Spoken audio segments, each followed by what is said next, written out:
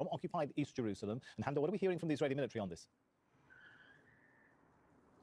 The Israeli army has released a statement saying that at least 40 rockets were fired from Lebanese territory, many of them intercepted by the Iron Dome missile defense system, and the rest falling in open areas. At this point in time, they're not reporting any injury or damage to buildings or infrastructure. It comes after the Israelis had struck several targets, they say, inside of southern Lebanon that belong to Hezbollah. The Israeli army is also saying that earlier on Friday, they shot down 2 Hezbollah UAVs that they say were explosive. The continuation of the exchanges of fire, the Israeli army says, is escalating, and they are turning from the defensive to the offensive to actively pursuing Hezbollah wherever they are. But this has been something they've been saying for the last couple of weeks, that they're just no longer on the defensive, but in fact actively pursuing Hezbollah wherever they operate, whether it's in Beirut, whether it's in Syria, or all across the Middle East. The Israeli army says they're prepared to fight Hezbollah more. The Israeli army chief of staff, in fact, approving plans for more army and military activity in southern Lebanon, what they say against more Hezbollah targets and infrastructure. But at this time, the Israeli army has not yet responded and has not yet struck anything in retaliation, they say, for these rockets that were fired in one of the largest barrages we've seen since these cross-border fire exchanges began.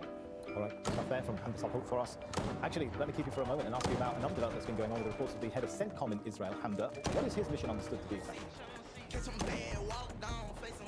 Well, it's quite interesting because this latest barrage of rockets comes as the Israelis are anticipating a retaliatory attack from the Iranians for striking the Iranian diplomatic mission in Damascus just a couple of weeks ago. So there is a lot of fear within the Israelis that there is going to be some sort of large attack in response, and that it is going to be inside of Israeli territory. The head of CENTCOM meeting with both the Army Chief of Staff and the Israeli Defense Minister, who says, quote, the U.S. and Israel stand shoulder to shoulder in the face of any sort of Iranian threats. The Americans say these are viable threats, and they are also expecting some sort of response. Now, Yoav Gallant, the defense minister, says that there will be an appropriate response from Israel if there is an attack on Israeli territory. So there are a lot of moving parts here within Israel's war. There are many active and open fronts. You have the war on Gaza, which is entering its 7th month. We have passed the 6-month mark there. You have the situation on the northern border that is continuously escalating, that there is no chance, according to the Israelis, of it really being solved with any sort of diplomatic measure. And then you have the anticipation of this retaliatory Iranian attack on Israeli territory. So there are a lot of moving parts, but the Israeli defense and security establishments say that they are prepared for a wide variety of scenarios, and they have raised that alert and preparedness level to the maximum possible scale.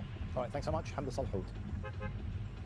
Let's continue the discussion. We've got here in the studio Al Jazeera senior political analyst Marwan Bishara joins us now on set. Marwan, first of all, let's put this in context. This is not the anticipated Iranian strike that people have been talking about, right? It's safe to say that this is part of the exchange and dynamic between Hezbollah and Israel? It is, but it's also part of the escalation. This is not the same that we've seen the past 6 months. I'm not exactly on board with Israel's own characterization of this as going from the defensive to the defense. But Israel wasn't exactly on the defense the past 6 months. If you look only at the number of casualties and the targets in southern Lebanon, you will see that Israel has killed at least 10 times more Hezbollah and Lebanese than Israelis were killed in the exchanges.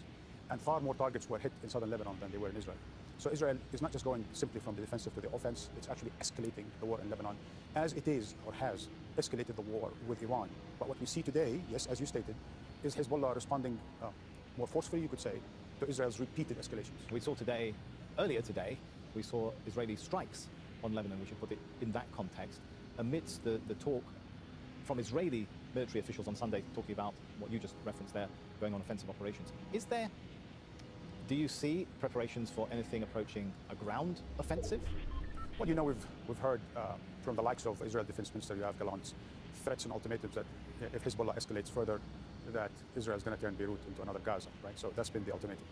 I'm not sure how serious that is. I doubt at this point in time, while Israel is consumed by the war on Gaza, that it will open another land front in Lebanon. It certainly would drain its sources big time. How much of a strain would that be to the Israeli military, which is having to reach out to the US to ask for more ammunition just to keep its war going in Gaza? Absolutely. I think what we've learned the past 6 months, that despite all the talk about Israel's regional superiority, and it does have a superiority on a number of fronts, notably Air Force and the likes, but opening 2 land fronts with 2 non-state actors like Hamas and Hezbollah would probably be a blow to Israel at this point in time. And that's why the Israelis have actually avoided any such opening of 2 land fronts, because Israel would have liked this very particular Netanyahu government is, in fact, I mean, that's the whole point of that Iranian consulate. Right? It wants to expand the war, but it doesn't want to do it alone.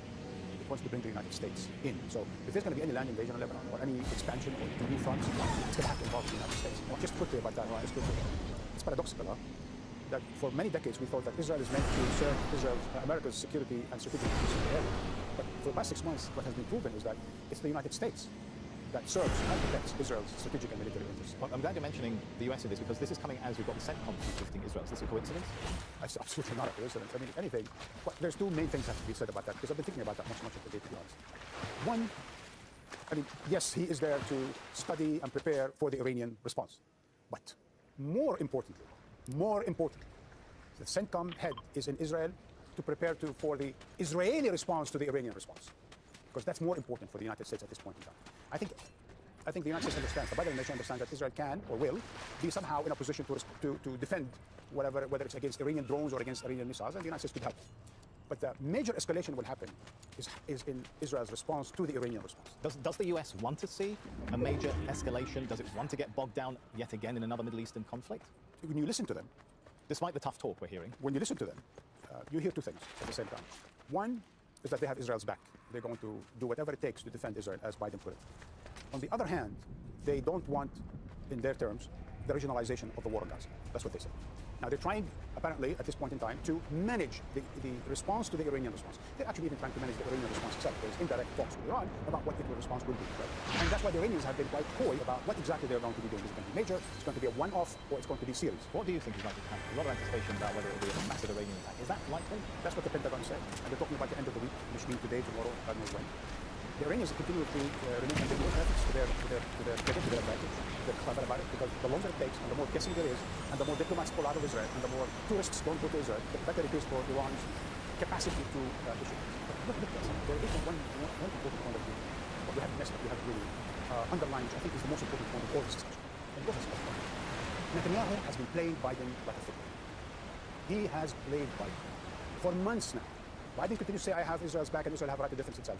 While Netanyahu is taking this notion of Israel's right to defend itself into whole other arenas like genocide in Gaza, like regionalization of the war when he can, at the service of his and his coalition's short-term interest, he is sacrificing Israel and the regional's long-term survival and interest, and bringing the United States into it. Because if this thing escalates, and it could very well escalate, it could very well turn into some kind of regional confrontation. The United States will get stuck in a Middle East that it has tried for the past many years to escape. After 20 years of war in Iraq and Afghanistan, after $7-8 trillion of American losses, we were supposed to be in an era of ending the forever wars.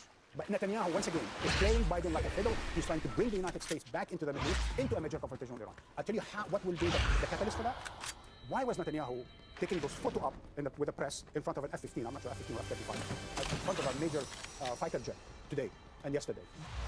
It's because there is an understanding that he could actually attack Iran nuclear program, that he would take advantage of his own escalation against the Iranian consulate in Syria in order then to take it as a pretext, whatever the Iranian response is, and attack the Iran nuclear, among other targets. Right? That will mean an absolute regionalization involving the United States and Iran. And I think that's what the United States worries about. But the United States is not taking the initiative.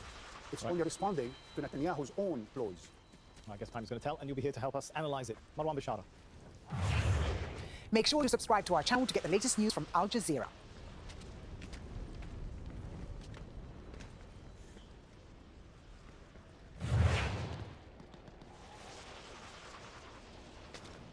I'm joined in the studio now by Mohammed Al-Masri, who's a professor at the Doha Institute for Graduate Studies. Good to have you with us on the programme. Great deal of speculation going on right now, and no real hard facts about what might happen next, especially when we see the rocket fire from Lebanon into northern Israel overnight, and whether this is the retaliation that everybody's been waiting for. What's your general assessment of what's going on?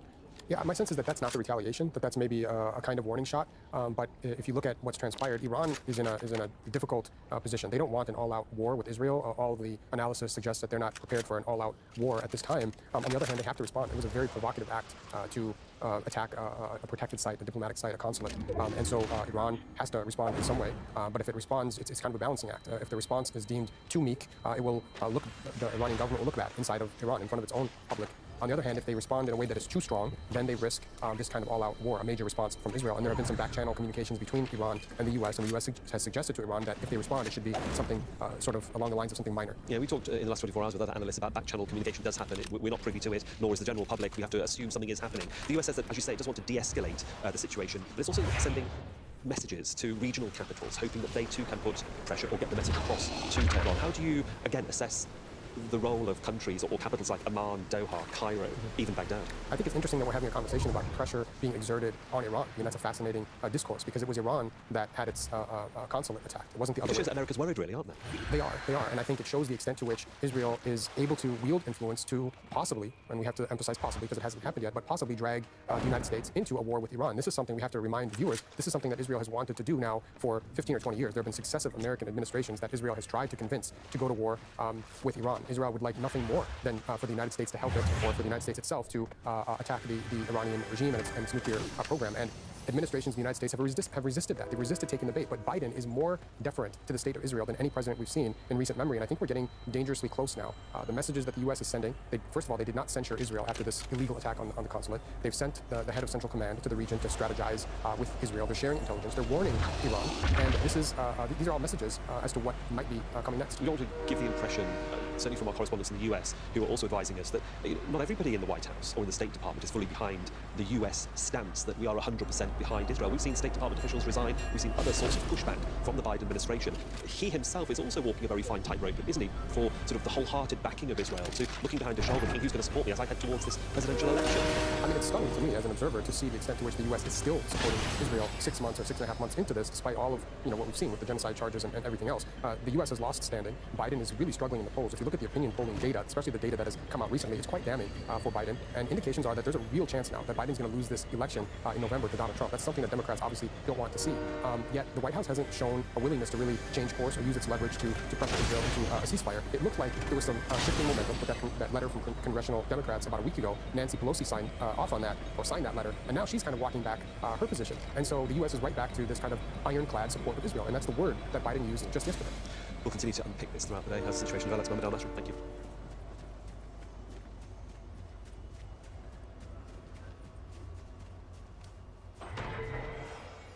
More on this story. Our guest is Jasmine El-Gamel, political analyst and former Pentagon advisor on the Middle East. Thank you so much for joining us on Transmitting Morning Green. To answer our questions, just months ago we learned that an Iranian vessel attacked and flew over a cargo that was in the Strait of Hormuz. What do we know about the situation? Right now it's being reported by Iran's national news agency, but do we have any information about what it is and what it signals, especially in this climate?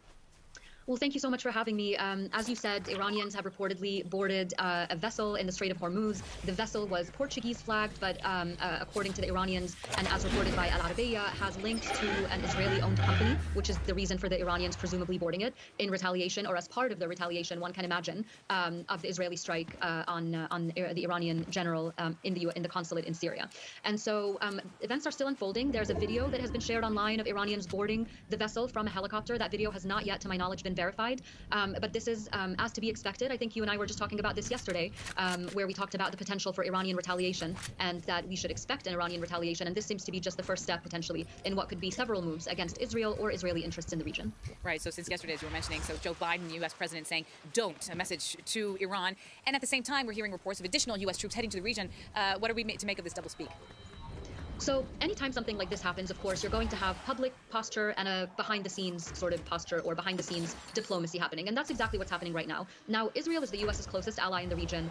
The U.S. obviously is going to stand by Israel in the case of any attack against it. And so it shouldn't be surprising that President Biden and the Biden administration have been very firm in their public support for Israel, telling Iran, warning it basically not to attack Israel, saying that U.S. support for Israel is ironclad and so on. And of course, as you mentioned, making moves to send assets to the region in case something were to happen that required U.S. involvement. However, behind the scenes, the U.S. is frantically using diplomacy through its Arab allies in the region to let Iran know that the U.S. is not interested in an all-out war, that an escalation doesn't benefit anybody. Iran is saying the same kinds of things to the U.S. behind the scenes. Obviously, neither of those two countries are interested in an all-out regional war. However, it seems that Israel is sort of acting first and thinking later when it comes to the consequences of its actions. As we know, the Israelis did not alert the Americans beforehand when they conducted that strike against Iranian interests in Syria. The U.S. was reportedly frustrated by that, but here we are. It is what it is. What happened, and now all of these different actors are scrambling to respond to it. Well, Ms. El-Gamal, for allies whose bonds seem to be coming apart at the seams. I mean, yes, you were talking about public support for Israel, but at the same time, we were hearing a lot more, especially in the last few months, really kind of openly calls for restraint by the White House to its closest ally, Israel. But do you think that this threat could heal that rift, at least the one that we're seeing out of Israel? That's a really excellent point, actually. One option that Iran has, which I don't think it's going to take, but of course strategically, if Iran were not to respond and not to retaliate, that rift that you're talking about between the Israelis and the U.S. Would continue. I mean, there have been talks over the last several weeks and months with the Americans really taking a harder and harder or harsher line against Israel, both publicly and behind the scenes. Now, of course, any threat to Israel or the U.S. from an outsider or from a common adversary like Iran brings heals that rift, as you would say, or at the very least just puts it to the back burner. If Israel is at risk of an attack by Iran, if the U.S. is at risk of an attack by Iran, of course those two countries are going to put any differences aside and focus on that immediate threat from the adversary. So that's a great point that you make. Now we're seeing, you mentioned in your opening, diplomatic efforts from various other countries, both inside and outside the region, Germany, Turkey, Arab players. How much clout do these outside countries have in their diplomatic teams? I mean, can they have an impact on Iran's actions, or is Iran really acting like, the rogue element that at least the West posits it as being? Well, look, I mean, like I said, none of these countries in the region, nor outside the region, frankly, want to see an all-out war in the Middle East. I mean, these tensions that have been simmering, these low-level attacks back and forth that have been conducted by various parties over the last few months have been really anxiety-inducing for leaders, for people in the region, and of course for people and countries outside the region as well. It is in no one's interest for a regional war to erupt, certainly not for President Biden, who has an election to deal with in just a few months, and President Trump pointing fingers at President Biden, saying, look, he's taking us back into the Middle East, he's dragging us back into war. I mean, really, it's not good for anyone. I come back to my point about the recklessness with which Israel has been acting in the region, making moves that it is not clearing with the U.S. in advance, and putting the entire region at risk. When you say you're talking about Iranian recklessness or Iran being rogue, Iran is actually, funny enough, now in a position where it is not the reckless actor at the moment. It is an actor that has been attacked and is now thinking about ways to retaliate. And it is Israel that, in fact, for the last several weeks in particular, not only in the last few months, but especially in the last few weeks, that has been acting with some degree of recklessness in the region. Including in Lebanon as well. We've seen attacks there by Israel and Beirut. Thank you so much for joining us once again. Jasmine El-Gamal, political analyst and former Pentagon advisor on the Middle East.